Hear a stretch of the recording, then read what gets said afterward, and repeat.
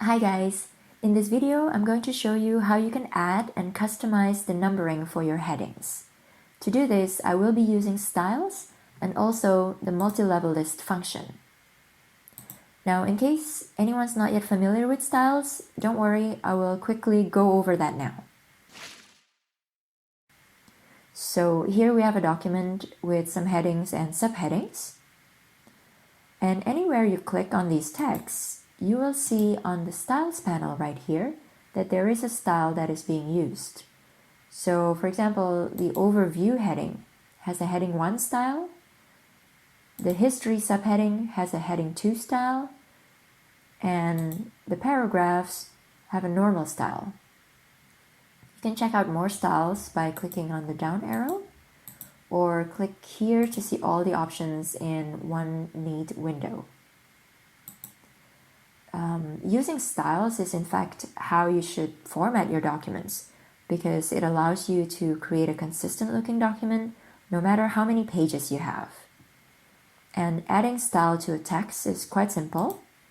Suppose I want to add another subheading here called goals. I can simply click anywhere on that text or highlight it and then click on the style that I want. And once you have styles throughout your document, if you need to change the look of these texts, you can simply modify the styles. So suppose I want these big headings to be even bigger and in pink. Now there are a couple of ways to do this, but I'll show you the way that I prefer, which is also the easiest. You simply make the change directly to that text,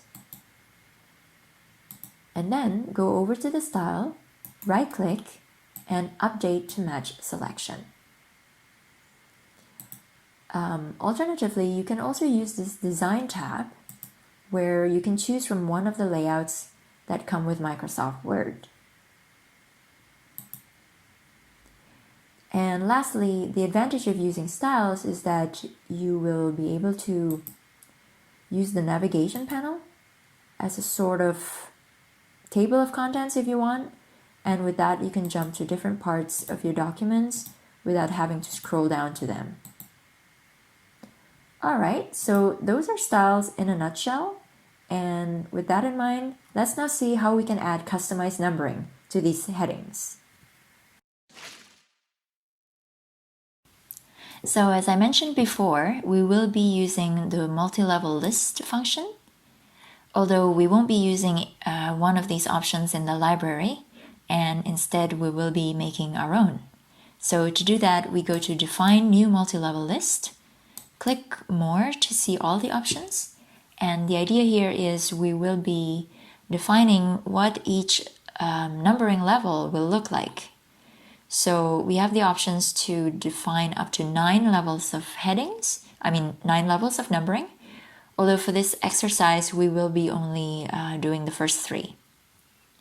So suppose for the first level numbering, I want them to be Section 1, Overview, Section 2, Market Analysis, and so on. So I'm going to remove what's there.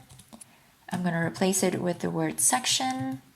And then for the number itself, we will be choosing the number style for the level. And I'm going to also add a dash.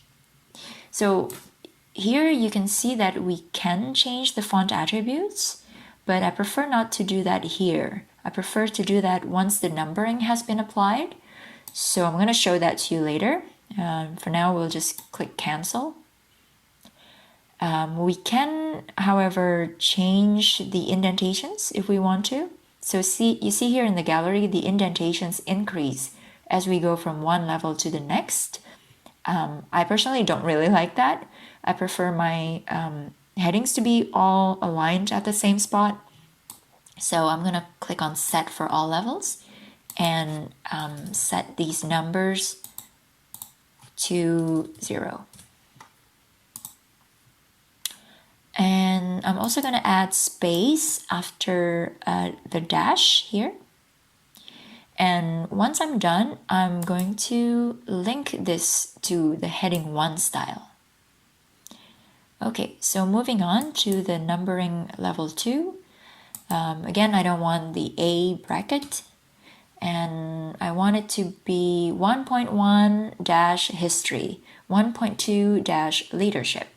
So first we will include level number 1, add a point, and then choose the number style for this level. And as before, we add a dash and a space. Once I'm done, I'm going to link it to the heading 2 style.